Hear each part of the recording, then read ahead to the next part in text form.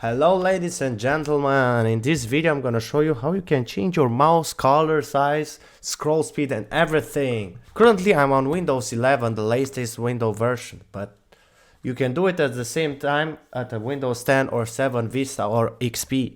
So I already opened settings, I search here settings, click on it, and we're gonna search here mouse, or you could use Bluetooth and devices. And here you will find your mouse. Primary mouse button left, mouse pointer speed is on my half. So we're gonna click on additional mouse settings or mouse pointer. What do you think? Mouse pointer, pointer size and color obviously. Here we have 4 different options. Whoa, this looks awesome. What do you think, guys? I only use the default one, so maybe I'll change it after this.